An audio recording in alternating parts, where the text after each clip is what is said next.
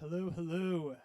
Welcome to Sound Design Thursdays. My name is Brett Pontecorvo, and today I'm going to show you how to build patches for worship using just Ableton's built-in devices. So as we're getting started here, shoot me a comment to let me know if you can hear me. Let me know where you are looking in from. Would love to connect with you. And then if at any point during our time today you have a question or need me to elaborate on something a little bit more, feel free to let me know that as well. And I will be happy to pause and slow down and kind of talk through that with you. So let's just jump right into it. Today we're working with only Ableton sounds, and one of my favorite Ableton synths is Analog, which is sort of like an analog modeling of an analog synthesizer. So let's bring this up here so you can see it. Cool, I'm going to zoom in as well so you have a bit of a better view. Cool, so this is Analog, guys. And if you're really wanting a deep dive into Analog, I'm going to put in the comments below, or the details below rather, a link to the last video, last Sound Design Thursday, where we did a deep dive into how this device works. But today, we're just going to build some sounds. So I think the quintessential sound, the most used sound, especially recently in modern worship music, is just a really good pad sound. And, you know, there's no real wrong way to make it, but I kind of like to start with something that's really based off of some sawtooth waves. Occasionally I'll use a square wave, and so we're just going to start in here. We're going to start building these sounds, and yeah, we'll have at it. So this is the default sound.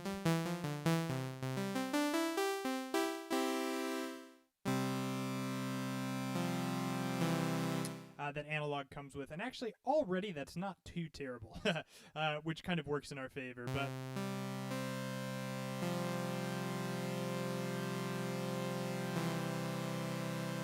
you know, I think we do want to get some detuning happening. So if I use these detune knobs, you're going to hear right away we start to get a more interesting sound happening. Some things are kind of shifting a little bit. And that just kind of helps create a little bit of width, so your pads don't sound sort of flat and uninteresting. I'm going to drop in some sub here, which you can do if we click on our oscillator 1, and just bring this level up.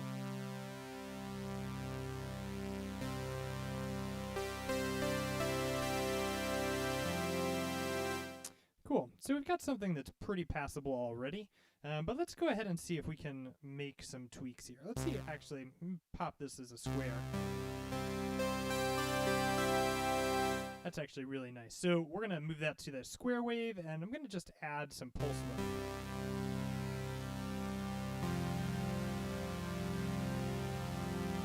Now, for those of you who are wondering what all of these controls do, like I mentioned earlier, I do a video where I explain all of these. There's a link in the description below where you can really get it in depth.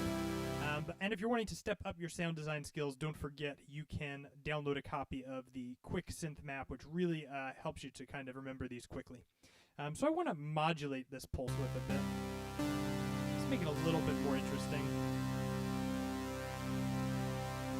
So I'll isolate that so you can hear what's happening.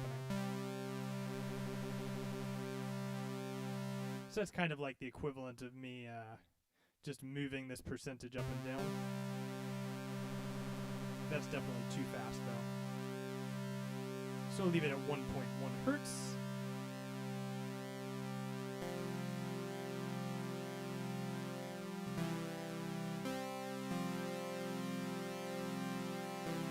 Okay, and let's hear it mix back with the other sound.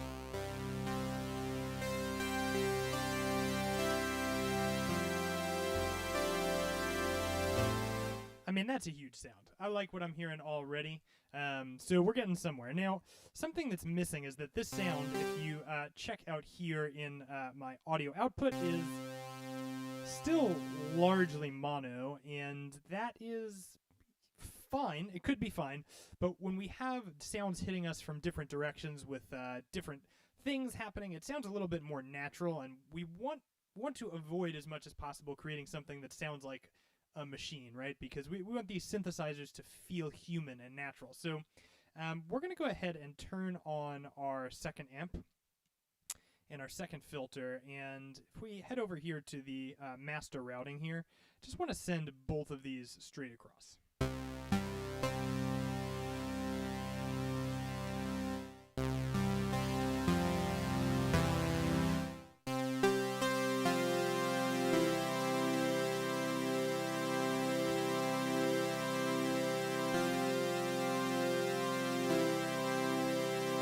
Sweet.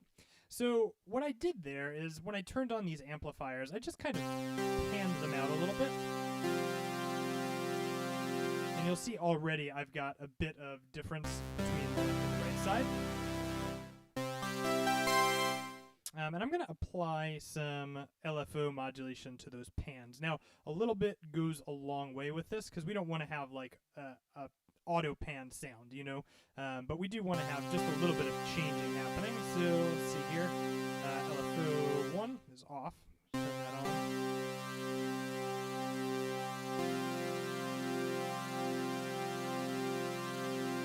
We'll do the same down here.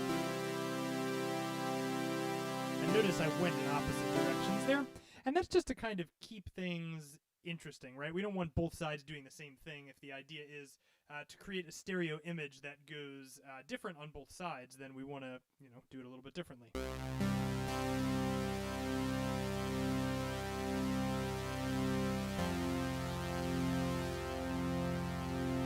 So something that I'm noticing here is that this sound is great. It's pretty in your face, but I think if we shape this second oscillator just a little bit more, it's going to really help us to kind of make this sound a little bit more human. So check out what happens here. I've just got a low pass filter here, and I'm going to pull off some of the top end.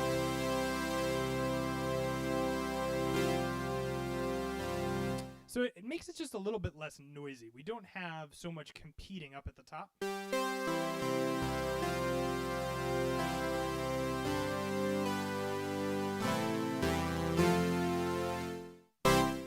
Sweet. So I'm actually really enjoying that sound. I'm just putting up a little bit of volume here because we've taken off some of the high end, so just add a little bit back there. Let's see what happens if maybe I drop this actually down an octave here.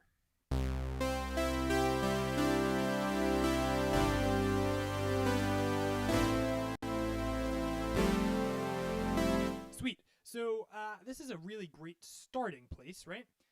And, you know, we want to always aim to get as complex as we possibly can before before we add any audio effects. So want to challenge, I'm going to challenge myself right now. I'm challenging myself to go a little bit deeper. So I've got some detuning happening, which is nice, but I'm actually going to apply some LFO to this detune here so that I can have more changes occurring. So let's see, underneath this tab here, we've got our LFO pitch mod, and I'm going to go really light here. As you can hear, even at 0.06, it already sounds a little nutty. So if I pull this up, you definitely change. And I'll do the same, but in an opposite direction for the second oscillator.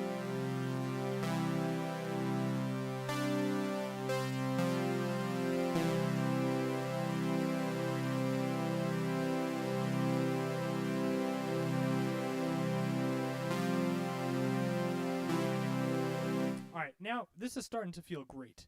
So we've got a lot of good stuff happening, but this actually just doesn't really feel like a pad, right? So it's got to kind of fade in. So we're going to do that by adjusting our amplitude attack time, and we'll just pull this up.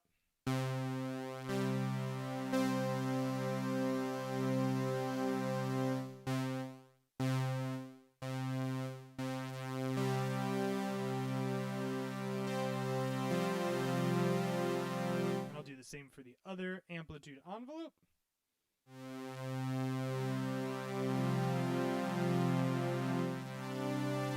Cool. So that's working, and now we need to make sure that our pad isn't dropping down, so our sustain level is a little bit low. And if any of these terms are confusing to you, you can head over to livekeyboardist.com/go and download a copy of the quick synth map, which really explains these in a ton of detail.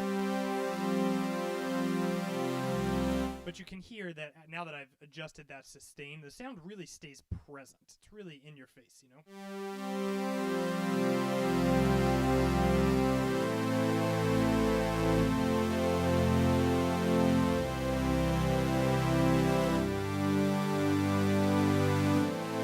Cool. Now I'm getting a little bit of cutting out here. So I'm going to turn up my voices to 16. Now, if you are not playing keyboard, if you're just designing these sounds and maybe you're programming them, this is a little bit less important, but I've got 1, 2, 3, 4, 5, 6 notes.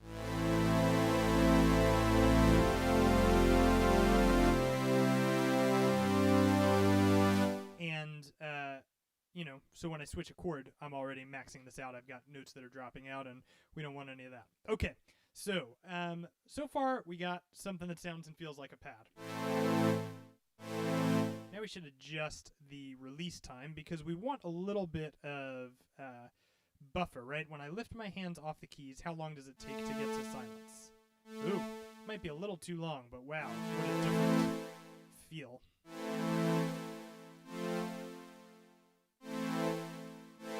Okay, 118 seems to be working just fine. Yeah, all right, cool.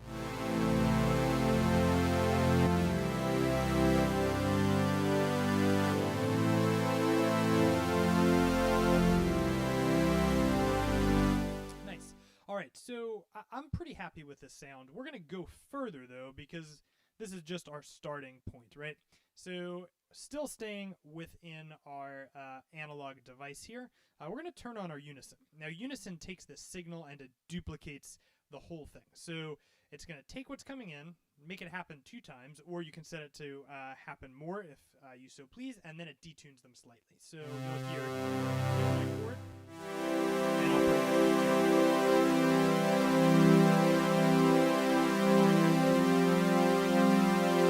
turning it off.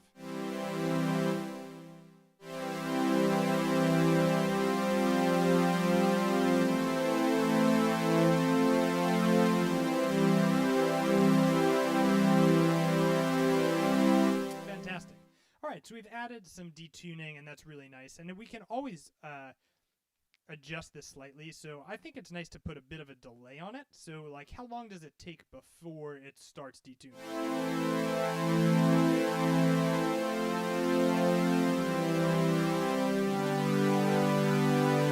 Fantastic. Okay, so this is our pad sound.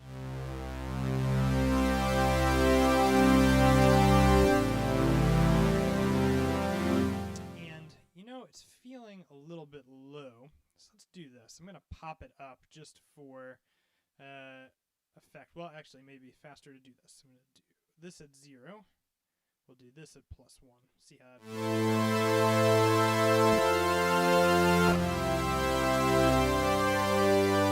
Sweet.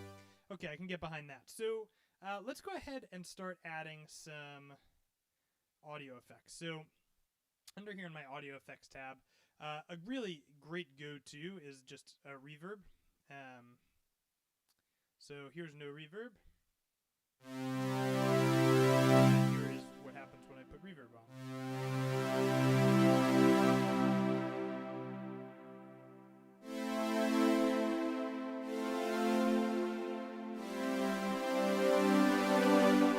This is a default reverb sound that I've kind of created.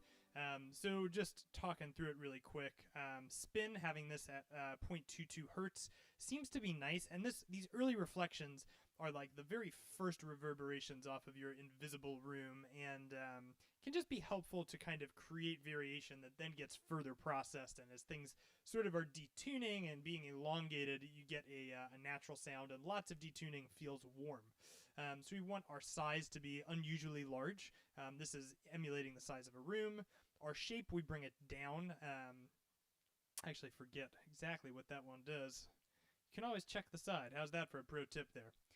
Right, prominence of early reflections. So when the values are small, the decay is gradual. So when you turn this up, it becomes really metallic. We've got stereo. We want this to be absolutely two separate on the left and the right so that we can really tell, you know, we're trying to make it more stereo. So having it separate is good. A decay time of 5.7 is really long. So you can always pull back on this, but for this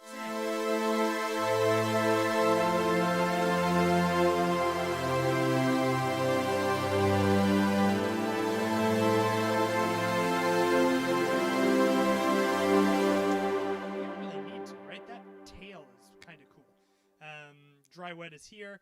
My chorus, I just use a little bit because we're actually going to go ahead and add a little bit more chorusing in a second here. So this is our reverb. Feel free to screenshot that and recreate it if you so choose. All right, so yeah, let's do some chorus. So a chorus is taking your left and your right signal, and it's offsetting them slightly, and it's detuning them. So here's what it is with it off. And here is when I put it on.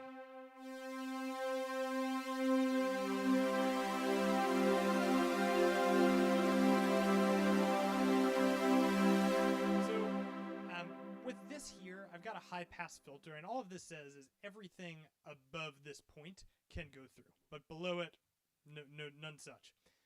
20 millisecond delay. Here's the deal. When you have a longer delay, you're going to get a warmer sound. The shorter delay is going to produce a more metallic sound, and those metallic sounds are not really what we're looking for in a pad, unless maybe you're trying to build a metallic pad. And if you are, have at it. I just recently did a project of Journey sounds, and that like iconic Journey piano, getting that chorus to kick in. A smaller delay time on the reverb was exactly what I was looking for.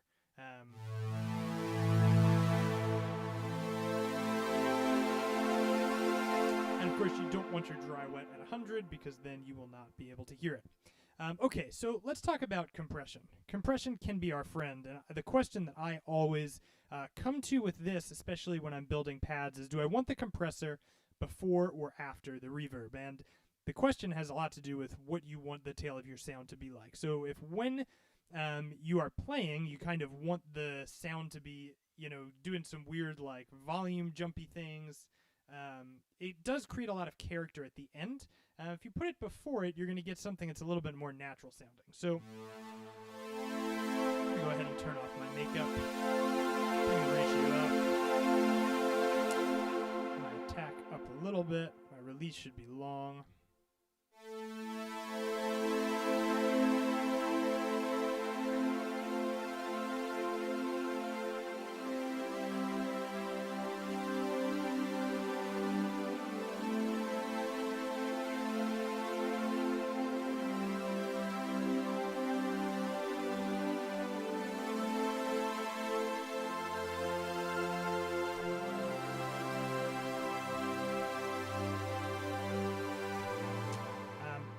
So that's nice. I don't hate that. But here, let's check this out after the reverb. So you'll hear when I let go. It really pulls that reverb tail out quite a bit. So I'm going to leave it actually after the reverb for now. So this is a pretty nice sounding pad. It's very big. So I'm going to group this together. And I would probably call this my basic patch. You know, this is my pad maybe. One thing that's done all the time in worship is to throw a filter on the end of it and really warm the sound up by just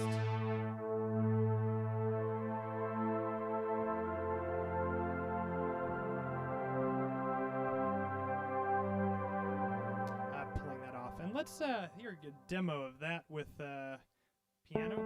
So here's piano and pad together. See how these levels are.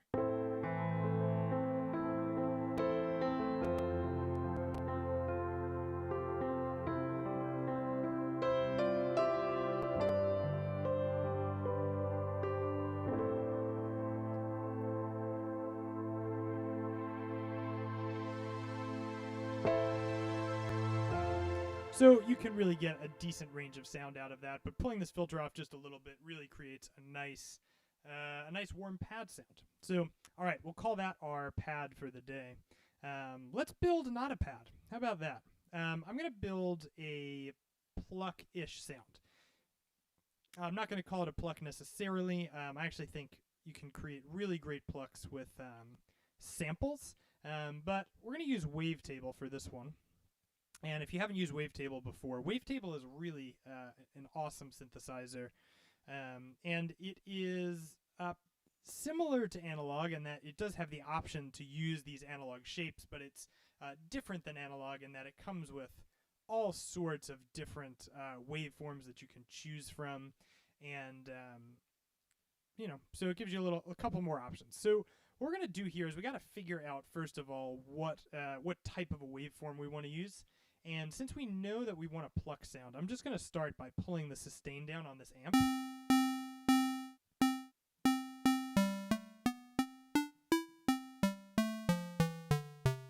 And the release as well. You can already hear this with like a nice arpeggiator on it, right? And that's just with a square wave. But let's experiment here. Let's see what we got.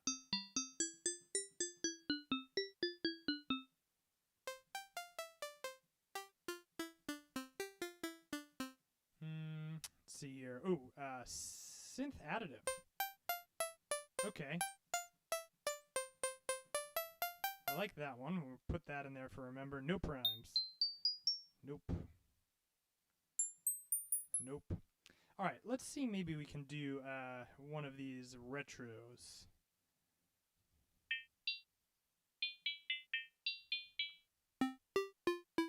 Okay, I like this.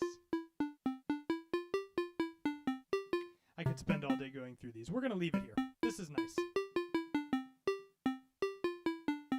And let's go ahead and turn on our second oscillator, and I'm going to choose a regular square wave for this, and I'm going to go ahead and pan these off.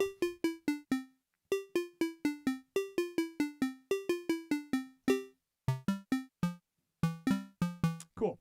So I do want, for this type of a sound, a bit of a punch to happen. So I'm going to create a mapping here, which Wavetable makes this really fun to do. You can kind of click around on these parameters, and you'll notice they pop up in the matrix. So I want this filter frequency to be controlled, and we'll just do it by amplitude 2. Envelope 2, rather. So you'll see now I've got this punch, and I'll turn the resonance up. Let's make this filter 24. And we want this attack.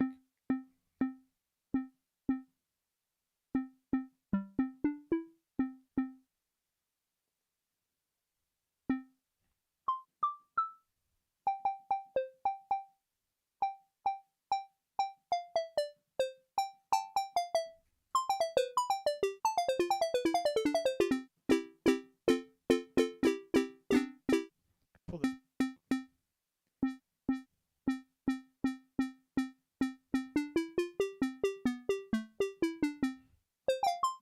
Cool. All right, I'm digging that so far. I actually see maybe we need a little bit more happening in the upper register, so I'm going to pop this up by an octave here. It's my 12. Oh yeah, that's nice. And let's add some sub in.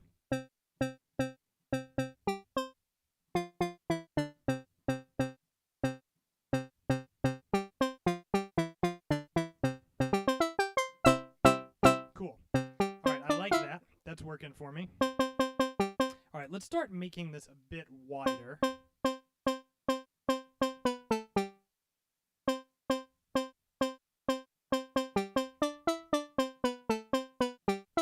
Cool. Let's add some pulse width modulation here. And I'm going to alter that a bit with an LFO. So I'll click on pulse mod, and we'll add some.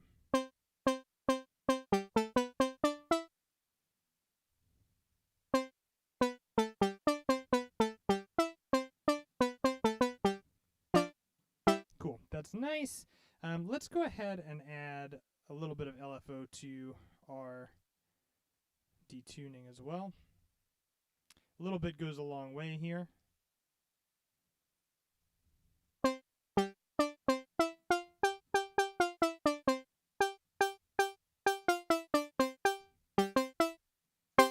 Okay, that's working for me. So one really nice thing to do with this type of a thing is to work with a delay, because we want to have something interesting happening, especially since it's a short sound. And Ableton's delay is quite nice. And that's pretty boring, so let's do this. Let's unlink them.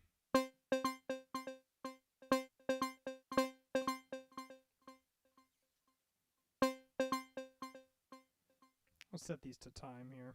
Let's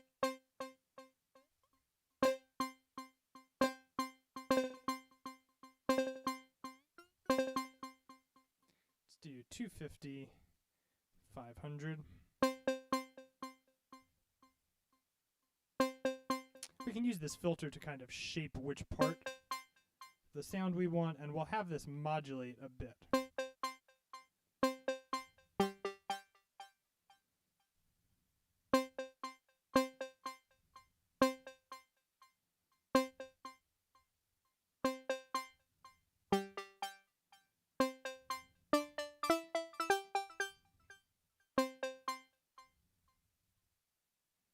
Pull the feedback back a little bit more. Pull this dry wet off.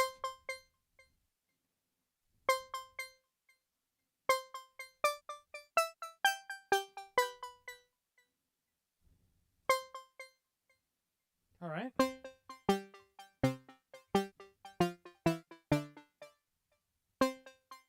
Nice. And then let's go ahead, let's pop a compressor on here. Now the key with this is we want to make it so that the attack is long enough to let this amplifier, which we've got a 1 second attack here, but a 17.5 millisecond here. So we want this attack to be longer than that. And then we want the release to be pretty quick as well.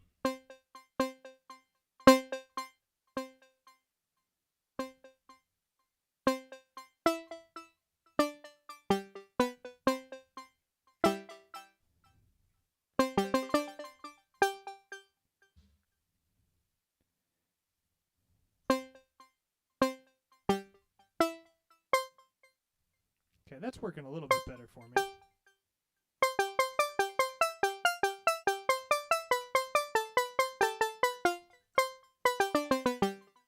Nice. Okay, I like that. Let's do a bit of verb. You know, we need something to warm this up a little bit, though. So before we do verb, let's add some unison. Just do classic. It's way too much.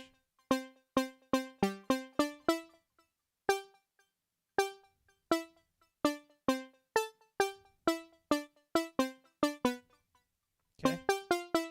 Sweet. And then let's do our verb, which we'll use the same reverb. And that's definitely too long. So pull this back.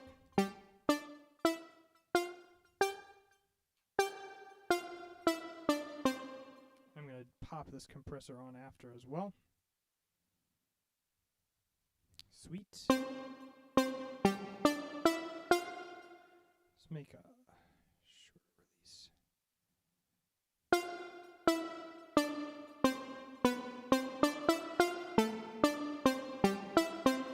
Sweet. All right, so I'm digging that. Let's have a listen in context here. I'm going to pop on my piano and my pad.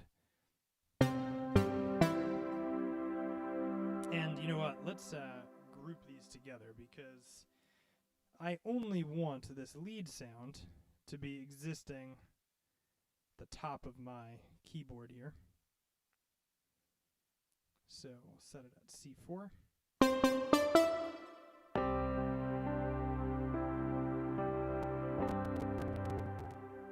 Sometimes the live stream and wavetable doesn't play nice, but that's okay. Let's try this.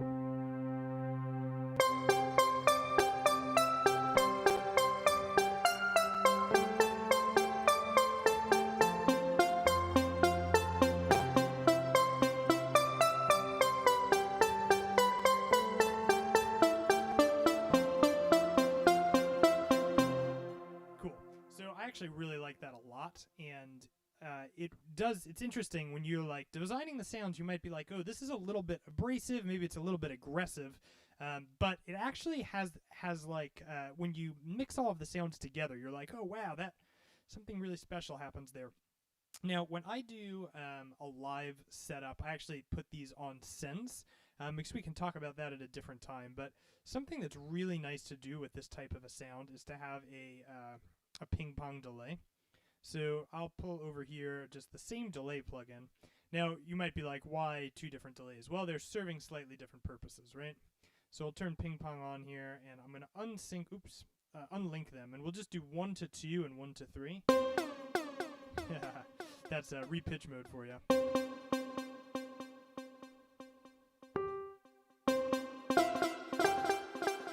And I'm going to turn my metronome on because otherwise I can't hear it, and you can't hear it either because of my channels. Okay, pull this back.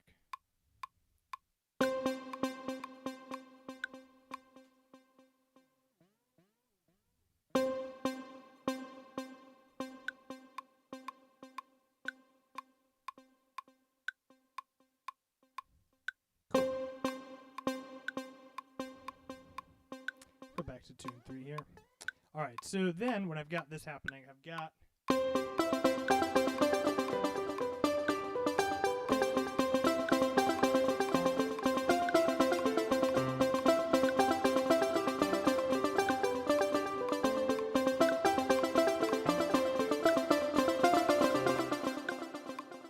so that's just a really pretty awesome little trick that you've got there.